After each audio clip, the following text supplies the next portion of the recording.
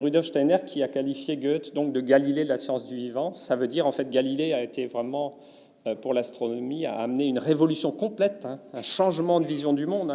Le Soleil soit à la place de la Terre, c'est une révolution énorme pour la conscience humaine. Et là, Goethe a fait la même chose, sauf que ça a été beaucoup moins reconnu globalement par la science. Et voilà ce que dit Goethe.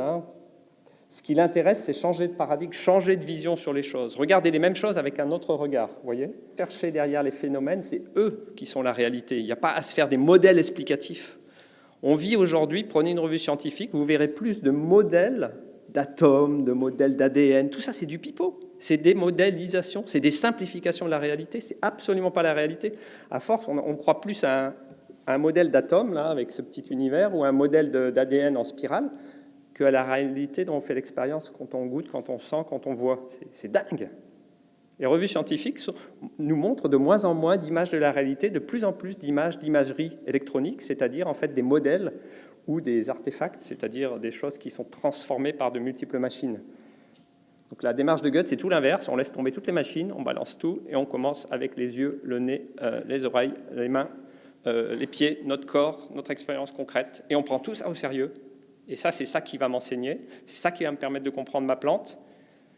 Et là, tout le monde est au même niveau. Il n'y a pas celui qui a le super matos scientifique qui peut faire des études fantastiques, qui fait l'expert et qui vous dit « oui, mais moi, avec ma science, j'ai trouvé ça. Et vous, vous êtes des pauvres Pékins, vous n'avez pas le gros matos, donc vous ne pouvez pas être scientifique. » C'est pas vrai. Une autre science est tout à fait possible. Et une science du vivant, ça part... Pour une science du vivant, il faut que ce soit des êtres vivants qui fassent cette science. Et qu'on utilise nos facultés vitales, le fait qu'on est vivant, en fait, justement, comme outil de rencontre d'un autre être vivant. Vous voyez, le fait qu'on est nous-mêmes vivants nous permet de rencontrer un autre être vivant et de le comprendre. Donc ça, on en a déjà parlé. Je voulais juste dire qu'en fait, il y a un aspect intéressant dans le lien entre Goethe et Rudolf Steiner, c'est que Rudolf Steiner a été chargé de... étudier et de publier toute l'œuvre scientifique de Goethe, et il a découvert, Steiner, donc, ce que lui percevait, on va dire, de manière intuitive, directe, clairvoyante, si vous voulez, ce que Steiner percevait de manière clairvoyante, il y avait une possibilité d'y accéder de manière beaucoup plus lente, peut-être, mais en partant de l'observation concrète, sensible, par nos sens, par la vue, par le regard, par le toucher. Et donc, pour Steiner, c'était la révélation, mais oui, tout un chacun peut aller vers une connaissance plus subtile du monde. Ce n'est pas quelque chose réservé à quelques initiés, à quelques clairvoyants.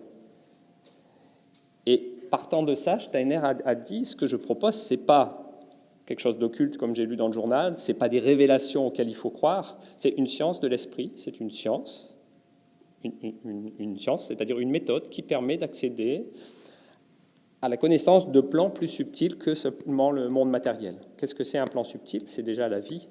Comment comprendre la vie d'une plante ?